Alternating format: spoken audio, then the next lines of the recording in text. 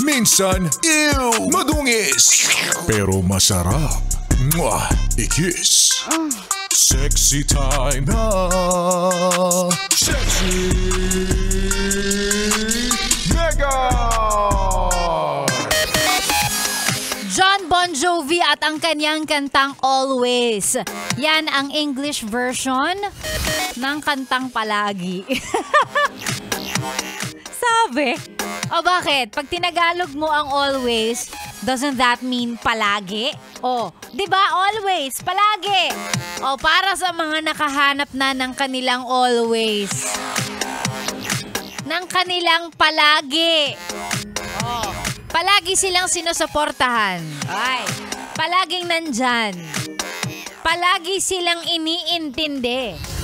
Palaging pinagpapasensyahan. Always minamahal. Always iniintindi. Always ginigising sa umaga para at least hindi sila nalilate. Always pinaghahandaan ng almusal. O, dun tayo sa mga little things because you know, the little things matter the most. Always. Always sasabihin ng ingat pag-aalis ng bahay. May kasamang halik pa yan. With kasamang follow-up o baka may naiwang ka dito sa bahay ha, sabihan mo ko kagad. Ganon. Sarap.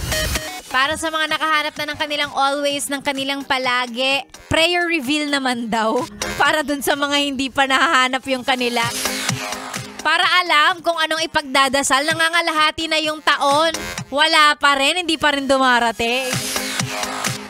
Ay nako, magandang umaga. Di bale, kung hindi mo man mahanap, grabe naman yung hindi mahanap. Kung hindi mo pa nahanap, yung lagi mo, yung palagi mo, yung always mo, at least andito naman ako, ang iyong always kasama every 9 a.m. to 12 noon. Mula Lunes hanggang Biyernes, Sexy Mega na po ang inyong kasama. Magandang umaga sa'yo. It's a beautiful Tuesday morning. Para sa ating lahat, tayo na naman po ang magkakasama. Para sa mga gusto magpa-shoutout, kung nakita na nila yung kanilang always, ang kanilang palagi, let them know. I-flex mo yan. Charot. Speaking of i-flex lang daw netong isang intern namin dito. Sabi niya, ang haba i-flex ko lang po yung butihing kapatid ni yung kapatid to ni Paulo. Sabi niya, nagbigay po ng allowance ko na si Rina Melissa Embalya at sa kanyang asawa na si Yen Embalya from Canada. Oy, hello. Nagbigay ng allowance. Yan ang mabait. Oy, yan ang sana always. Always nagbibigay. Charot. Hello po sa inyo. At sa mga gusto magpa-shoutout, isend lang po sa ating Facebook page, Yes FM Manila. Or sa page ko, isearch na lang DJ Megan Yes FM. Alam niyo yan. Basahin ko yan mamaya.